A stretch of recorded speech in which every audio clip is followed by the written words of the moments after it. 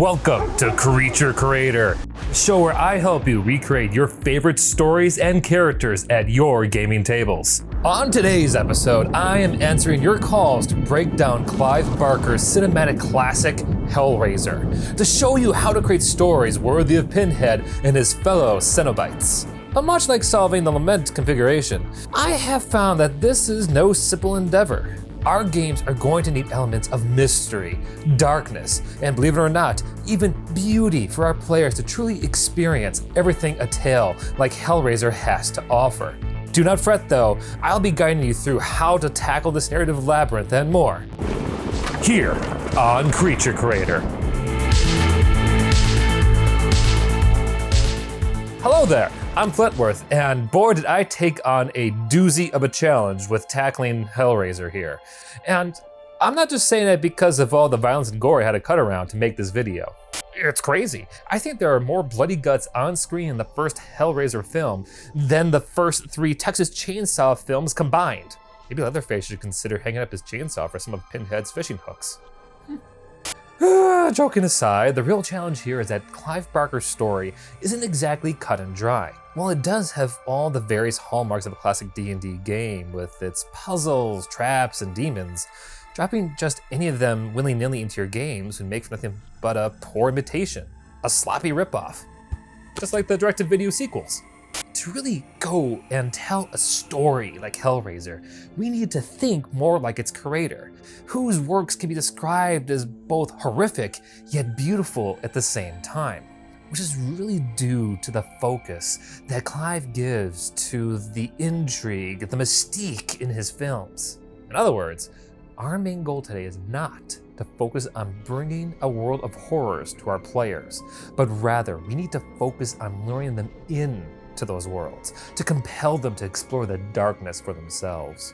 To which you can find no better way to begin than offering your table a good mystery. I mean, go ahead and tie in any kind of personal adventure hooks you see fit.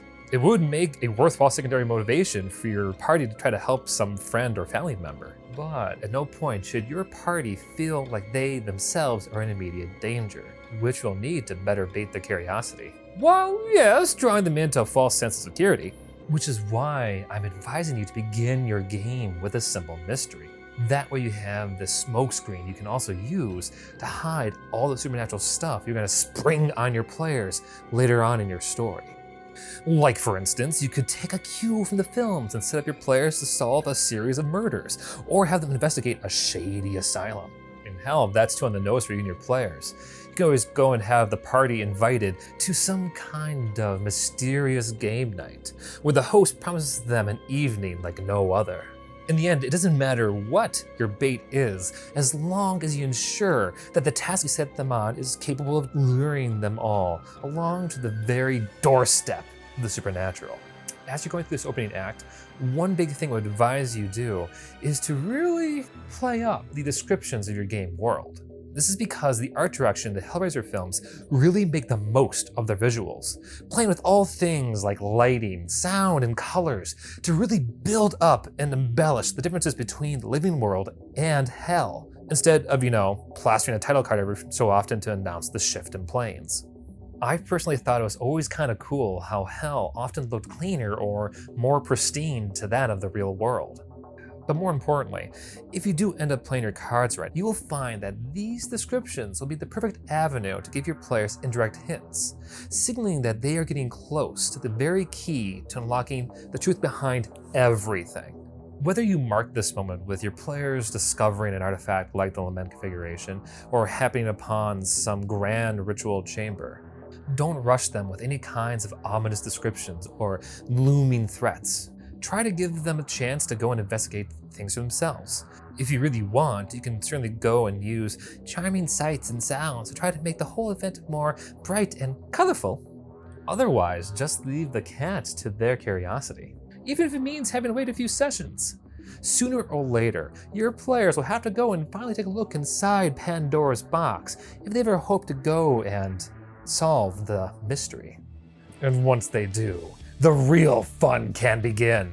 Yup, this is where our demons, devils, our explorers, and the deepest realms of experience can make their grand entrance. And lucky for us, there is no shortage of resources out there where we can go and fill out our menagerie of monsters with. In particular, for my dungeon masters out there, Mordenkainen's Tome of Foes is a great place to start. I personally am a fan of the demon Grassit. The guy just screams Cenobite material to me. Although for those who care less about stats and more about recreating the same aura of Clive's creations, should aim to have their performances be more reserved and controlled. Pinhead and his colleagues are always patient and collected, content to watch others explore the dark corners of their hearts, allowing them to self-destruct in their pursuits, only stepping out of the shadows when someone seeks their guidance, intentionally or not. With the arrival of your Dark Angels in the second act, you can really begin to take your players down the rabbit hole. Have fun warping reality around them by unleashing all kinds of nightmarish sights upon them. Monsters, visions, traps, you name it. This torment is vital in prompting your party to dig further into your plot.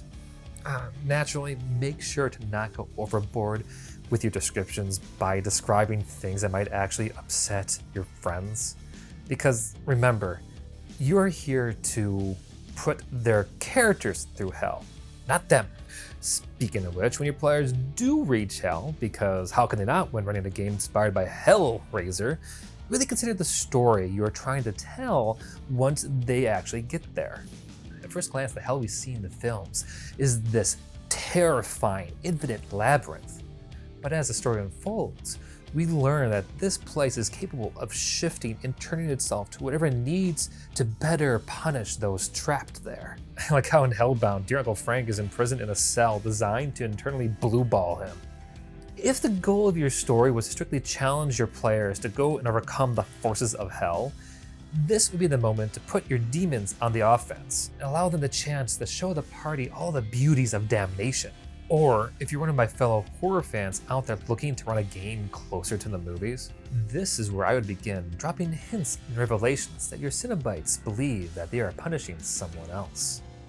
Maybe it was a doctor that helped heal the party at the start of the game, a soldier they fought with, an artist they admired. Whomever it was, the hell your players experience should reflect the true culprit's dark mind, perhaps by showing them various statistic scenes from their past. They are the true villains of your story after all, so your players should know who they're up against. You see, I am suggesting you set up this moment in your story to reveal that your players are very much like Christie in the original films, and that they have been the unfortunate bystanders caught up in a greater conflict between your demons and these villains, which will allow you to play out this exciting third act where your players not only have to work out how to escape hell, but also lead your Cenobites to the ones they really are after. And who knows, maybe the party would even consider joining your demons in some terrifying team-up. No matter what though, your players should witness what happens to those who elect to toy with the supernatural world to seek out their deepest and darkest desires. Because it will be crucial in cementing their character's journey throughout all of this. In my opinion, what has made Hellraiser truly one of the greatest horror stories has always been this core conflict. You can take away all of the violence, the gruesome bondage, the creepy religious symbols, and even the puzzle box itself. What makes it stand above the rest is witnessing this battle between sadistic demons and depraved sinners.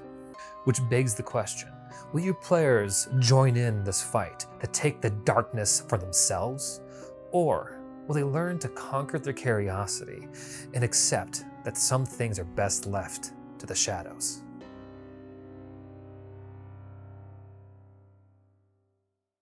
Next time on Creature Creator.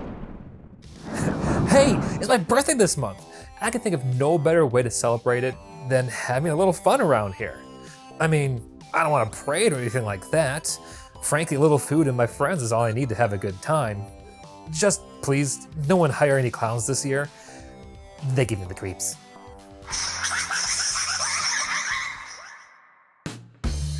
Hi, thank you so much for watching. If you have any ideas how to run your own Hellraiser game, please share them down below. And if you haven't already, consider liking and subscribing. And if you don't, no worries, you're still beautiful, and I love you either way. Take care.